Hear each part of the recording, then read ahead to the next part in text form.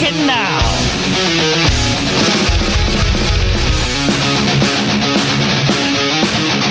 Back on the Rob Dibble Show with Ben Darnell in your afternoon drive. We're trying to just digest some of the NFL from yesterday. Also had a full weekend of baseball and college football. U.S. Open. Coco Gauff is your champion. And congratulations to the 19-year-old coming back and winning that in the third set. That was an awesome match. That was just an awesome couple of weeks for Coco Gauff, really a full month. I loved her, God bless her. Her post-match speech and how they do that in tennis.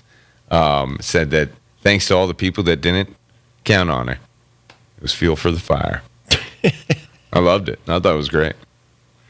Tell me about your Colts and the Jaguars. I didn't get to see this game, but Colts look great. I mean, I thought they were going to get beat 50-0, but from only losing what they lost, like had a couple of chances to actually win the game. Wow. I mean, it would be great if we had a, MVP caliber running back to go along with that action, but any word on Jonathan Taylor? Is he going to play I think this he's season? all right. He's doing fine. He's doing great. Is he going to play football? Is he going to play football? I don't know. The Jacksonville Jaguars, I don't know if they're a contending team, but I thought it was winning games that you should have won yesterday.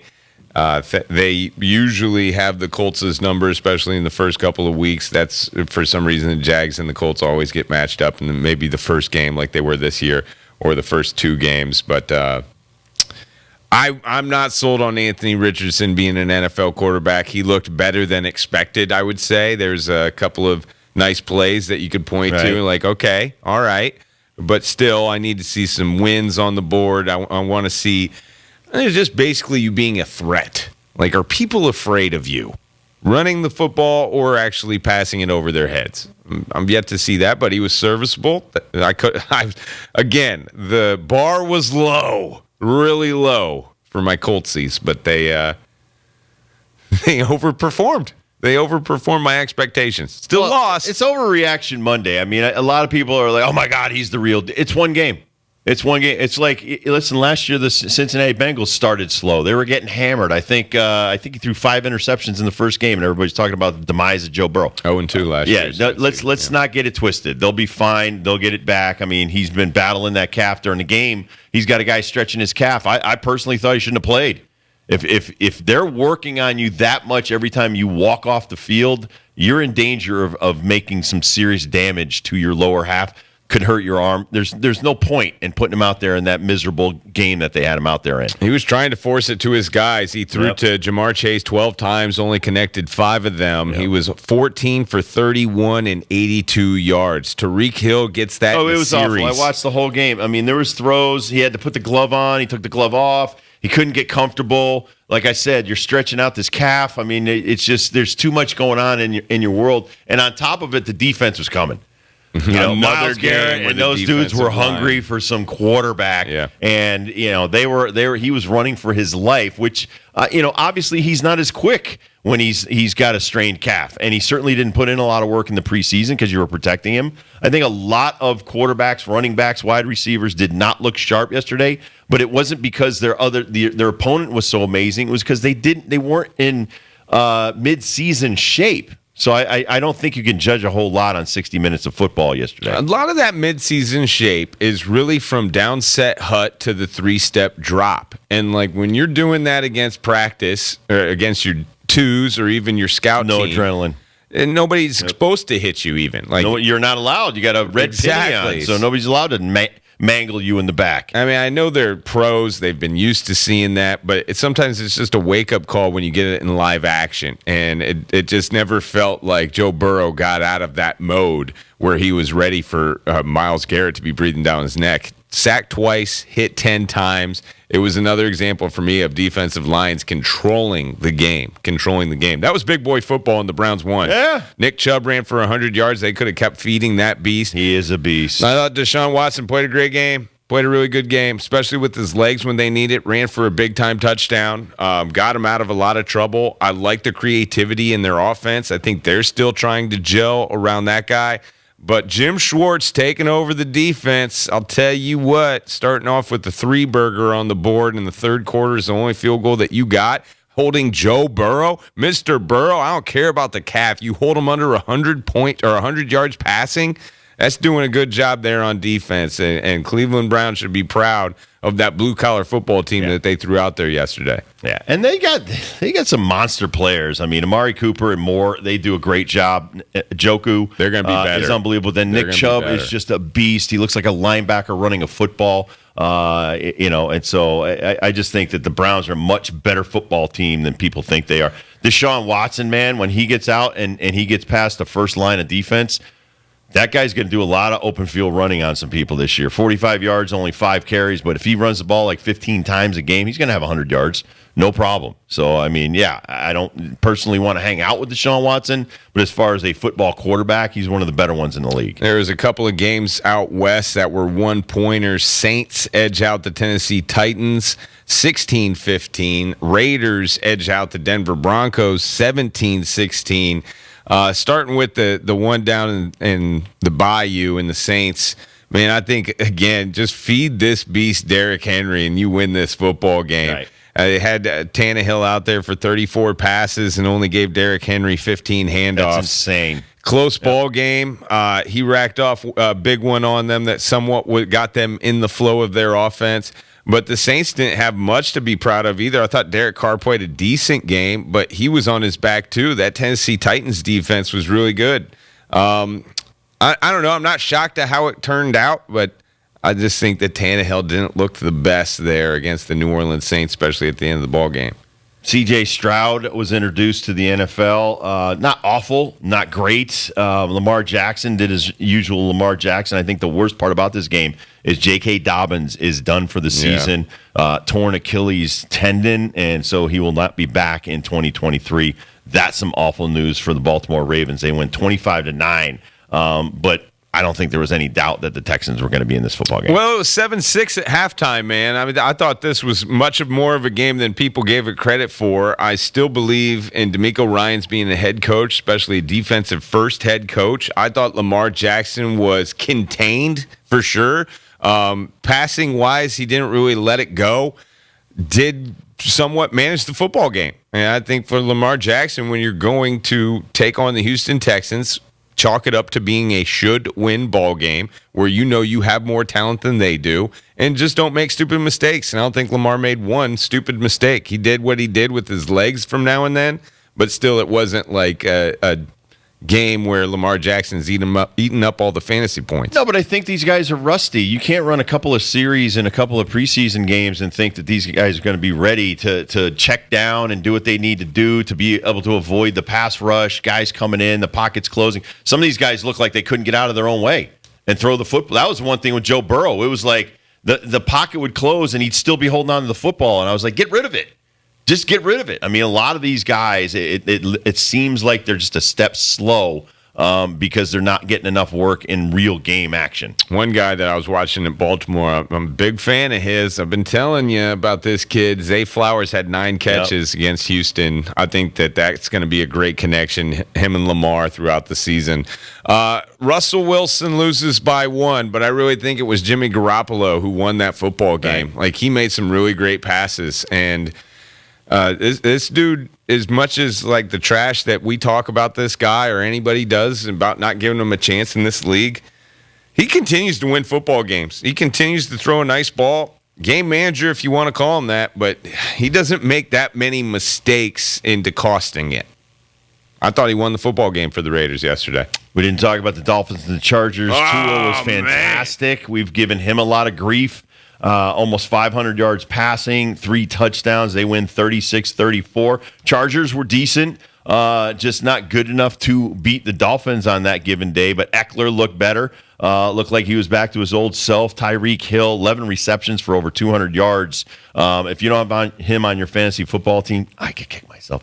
Then you're crazy. Guy's unbelievable. Yeah, there's 2 things that I wasn't surprised about at all in this football game. One, Tyreek Hill being awesome and the fastest man in the NFL. I mean, he runs a fly route in like a 40-yard window that he has 3 steps on the guy. I mean, that's a 40-yard dash against a corner. I know the corner's got to turn his hips, but still, that's an NFL football player. He should not be getting beat by anybody by 3 steps for a touchdown down the sideline. Tyreek Hill's the fastest man. Speed kills, especially in this sport. And not only is he run, the other thing that I was just impressed with Tyreek's game, 200 yards receiving. He's trying to get 2,000 yards receiving this year. I think he can. He caught 4 or 5 balls right over the middle. Yep. And this guy's tough. This guy's smart. You should know about the wheels by now. If you don't, I pity the fool. But that was the play with the Chiefs that made them so vicious, man. When they needed a big play, they would throw it over the middle. Nobody can cover that guy. Even if you try to double team him, he's blowing by guys. He's that fast. So I just think he's a very special.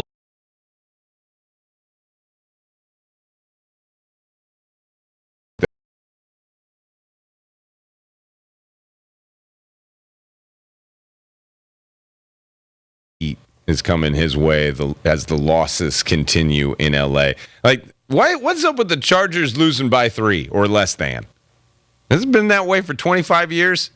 It always seems like they're in the game until they're not in the game. They're 8-8 and they're losing by 3 or winning by 3. Flip a coin.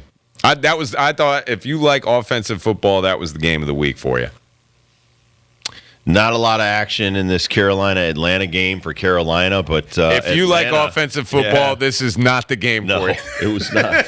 But again, 24-10 is the end score for here, and for the Falcons home opener, it gives them a lot of hope that they have some kind of football team. Yeah, and I don't know about some kind of quarterback or not for both of these teams. I think the verdict's out on both these guys, whether it's going to be Bryce Young for Carolina or Desmond Ridder. Well, Ridder got some time last year, but yeah, I'd definitely throw him in that rookie category too. He's just so young, so raw, and they really didn't let him be a quarterback, really. It's just like, hey, let's draw up the most easy plays for Desmond so he doesn't ruin the game for us. He only threw 3 incompletes. He was 15 for 18 for 115 yards. They didn't test him. I mean, like, what is that, 4 yards per catch? Like, that's just basically dink and dunk princess stuff. And what did you think of Bijan Robinson? Love him.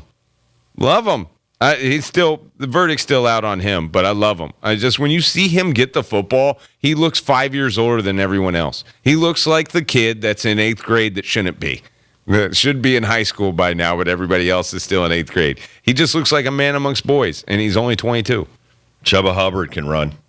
They worked him into the offense a lot, ran for almost 7 yards a carry when they threw him the ball in the backfield. So definitely they have to work that guy in more. Well, Hubbard's the only guy I'd say on this offense that's been there for the last 5 or 6 years.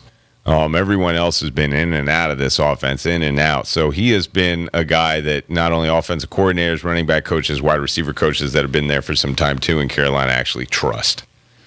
If you're a Yankees fan, you're very disappointed today. Your top prospect is down with a torn UCL. Jason Dominguez. There's so much excitement generated by this young man, and just, and all the injuries that they've had all year, a lot of it just seems to be the ineptness of their training staff, of their medical staff, and misdiagnosing these players. And I think the bottom line with this kid is he told you. When players tell you, and it's very rare that a player will say, I'm sore, I'm having trouble, when I'm extending my arm, hitting, there's an issue for a younger player.